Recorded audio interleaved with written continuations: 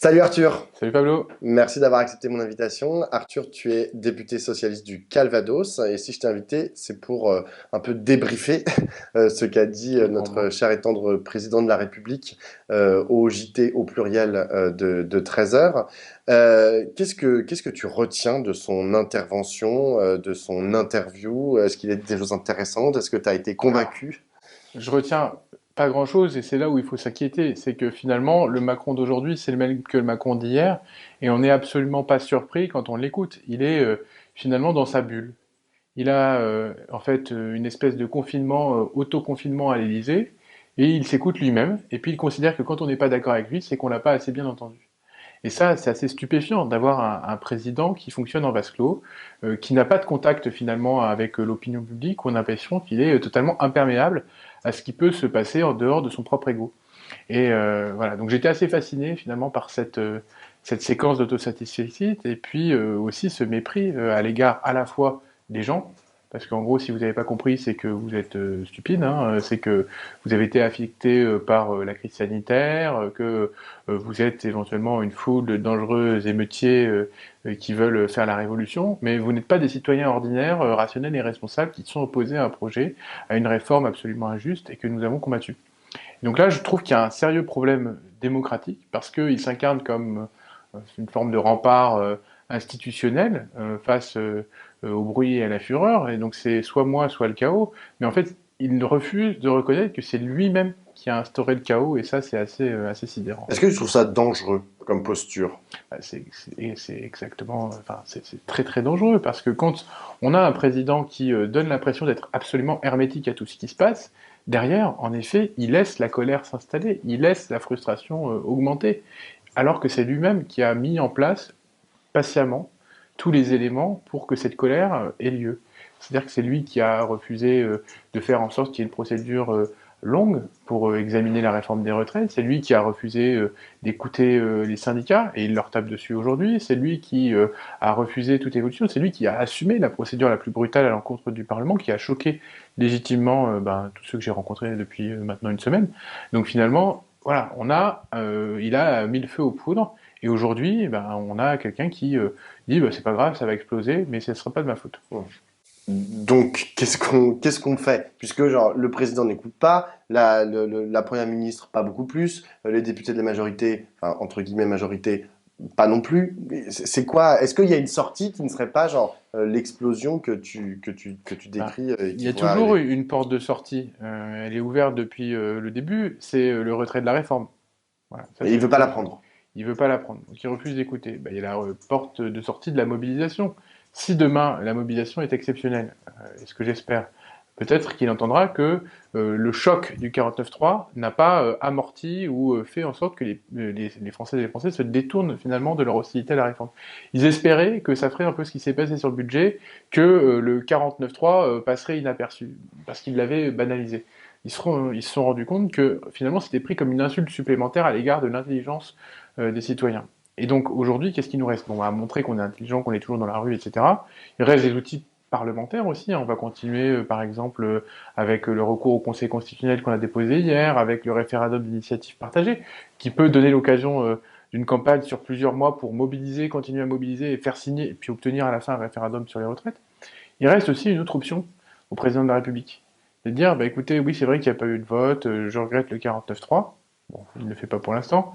Il y a l'article 10 de la Constitution qui permet que tant qu'une loi n'est pas promulguée, on puisse demander un second vote au Parlement. Bon, là, il n'y en a pas eu de premier, mais pour dire une deuxième délibération au Parlement pour que, on voit s'il y a une majorité ou non.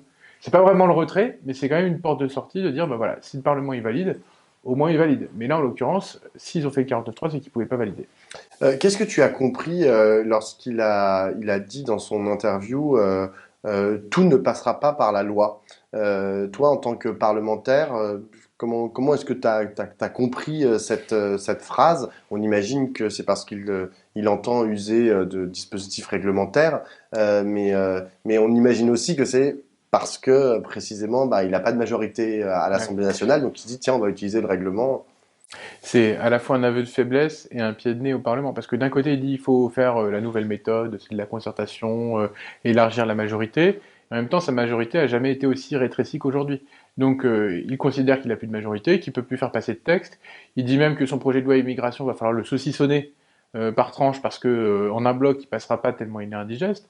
Donc voilà, on va avoir en effet un président affaibli qui va utiliser un gouvernement affaibli pour tenter de faire passer des petits textes, mais sans grande portée. Hein. C'est ce qu'il fait sur le climat d'ailleurs. Il a fait une loi sur l'énergie renouvelable, il fait une loi sur plus ou moins l'accélération sur le nucléaire, et puis après on programmera et on aura une vision structurelle. Sauf qu'il aurait fallu faire quelque chose d'unique. Bon, bah, il l'a pas fait parce qu'il n'avait pas de majorité pour ça. Il s'est appuyé tantôt sur la droite, tantôt sur la gauche, mais du coup ça n'a pas de sens. Ça n'a pas de sens. Et donc voilà, cette perte de sens du Parlement, on la ressent ici. Parce que, un, on se fait violenter par des procédures institutionnelles type 49.3 et pas seulement, et puis de l'autre, on nous dit mais si, on va co-construire. Bon. Et à côté de ça, bah oui, quand on est faible, on utilise les armes du faible, c'est-à-dire les armes de la Constitution, quand on n'est pas assez légitime pour obtenir un vote au Parlement. Et donc là, bah, on va avoir des ordonnances, des décrets, et un contournement maximal du Parlement. Mais le problème de tout ça, c'est que la conséquence derrière, c'est une forme de dépolitisation accrue, c'est une perte aussi du débat et de la vitalité du débat démocratique, parce que quand on fait passer des réformes par ordonnance, évidemment, on n'est pas en capacité de les ausculter, de les consulter, de les contester, ce qui est normalement quelque chose de sain dans un régime démocratique. Les quelques annonces, je mets des très gros guillemets à annonces parce que ce n'était pas vraiment, mais sur la question, il a parlé de la question de l'usure, il a parlé de la question, enfin de l'usure des corps au travail, il a parlé de la question de qu'est-ce qu'on faisait avec les dividendes, etc., pour que ça bénéficie plus aux salariés que uniquement aux actionnaires. Est-ce que ça, t'as de quelconques raisons d'y croire? Alors moi, j'applaudis. Je dis, mais je suis d'accord. Les dividendes, on avait proposé une surtaxation des dividendes lors des débats sur les retraites. Ça aurait permis de financer la réforme des retraites, ça aurait évité de demander 2 ans de plus aux Françaises et aux Français. Il n'a pas voulu. Alors que les dividendes se sont envolés, que le nombre de milliardaires a explosé depuis 10 ans. Bon, ça, c'est la réalité. Donc il a refusé de l'entendre depuis un mois, et puis aujourd'hui, dans son discours, enfin un mois, depuis 5 ans, et aujourd'hui, dans son discours, il dit, allez, il faut qu'on avance là-dessus. Donc ça, c'est sur les dividendes. Sur les super profits, c'est pareil. On a proposé des taxations des super profits depuis cet été. Et c'est un refus permanent de la part de la majorité. Et ça, je suis sidéré d'entendre voilà, ce discours de bonnes intentions, mais derrière, les actes, c'est zéro.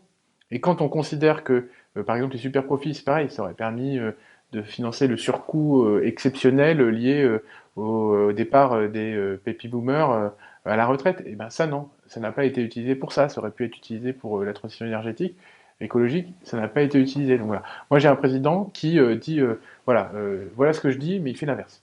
Et ça c'est absolument dangereux aussi parce que ça contribue à décrédibiliser la parole publique. Et si on regarde sur le travail, c'est exactement pareil. Il a tout un discours sur voilà, il faut repenser le rapport au travail. Qu'est-ce qu'il a fait depuis bon, on va juste se concentrer depuis 6 mois, enfin depuis qu'il a été réélu. Il a fait la réforme de l'assurance chômage qui fait que aujourd'hui, finalement, c'est les travailleurs précaires qui vont être encore plus pénalisés. C'est les travailleurs qui ont des contrats courts, des contrats hachés, qui vont voir leur droit au chômage diminuer et donc finalement qui vont être désincités à travailler. Et ça, c'est exactement l'inverse de ce que nous portons. Nous, on porte un travail qui paye. Quand on a proposé la revalorisation du SMIC, c'était la revalorisation du travail. Quand on veut des salaires dignes, des conditions de travail décentes, c'est la revalorisation du travail, mais c'est tout l'inverse finalement de ce qu'il porte. Et si on regarde la réforme des retraites, la dernière, ben, qu'est-ce qu'on a fait pour le travail dans la réforme des retraites? Rien.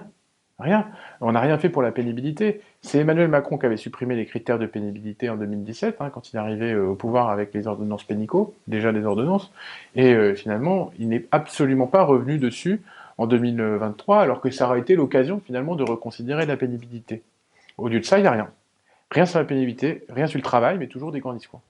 Tout à l'heure, dans l'hémicycle, Raquel Garrido, députée LFI NUPES, a dit que l'enjeu, c'était même plus une modification du gouvernement, un changement de la tête de la première ministre, mais elle a demandé la démission de Macron. Elle a dit que c'était ça maintenant qui était en question. Est-ce que toi, c'est quelque chose que tu partages? En tout cas, ce que je dis, c'est qu'il y a une perte de pouvoir, de la capacité à agir du président de la République.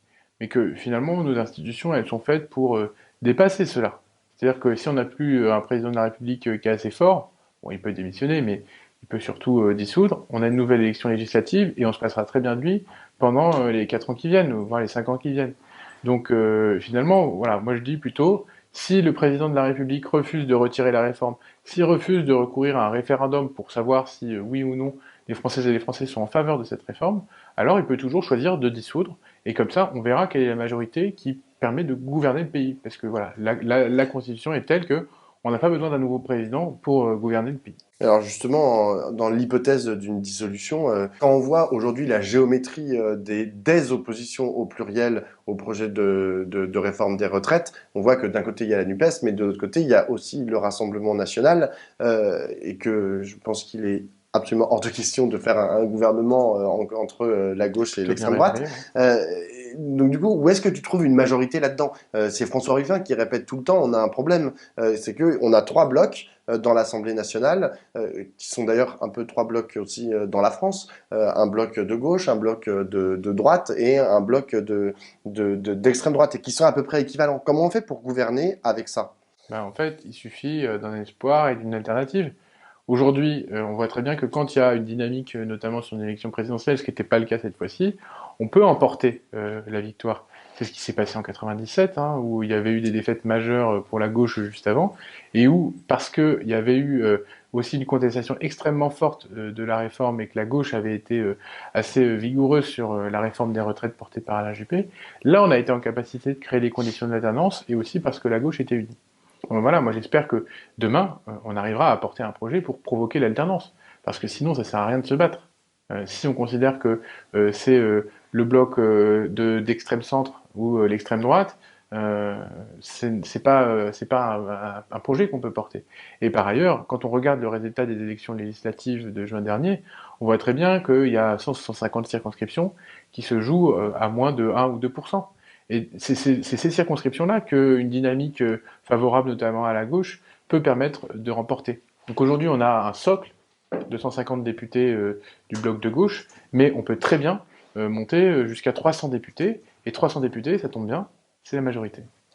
J'ai une dernière question, Arthur. En ce moment, c'est un peu parallèle en fait à toute cette actualité autour de la contre-réforme des retraites, mais tu portes un projet de loi, une proposition de loi, et c'est une proposition de loi sur les influenceurs. Est-ce que tu peux nous en parler? C'est quoi ce truc? Ben, c'est vrai que ce truc, c'est un peu un ovni politique dans cet océan de contestation forte.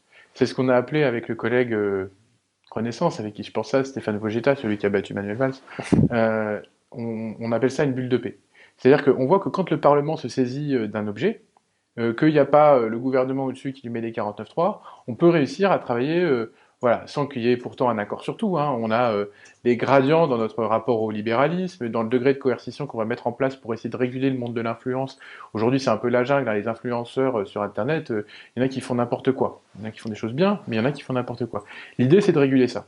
Et donc, jusqu'où on va, notamment dans les interdictions, voilà, on a des débats là-dessus, mais ce qui est sûr, c'est qu'on va réussir à avancer ensemble, en assumant parfois nos désaccords, mais en assumant surtout notre objectif commun, qui est celui de créer un cadre juridique pour réguler l'influence. Et ça sera voté la semaine prochaine en séance, et je pense à l'unanimité. Ce matin, le projet de loi a été adopté à l'unanimité en commission.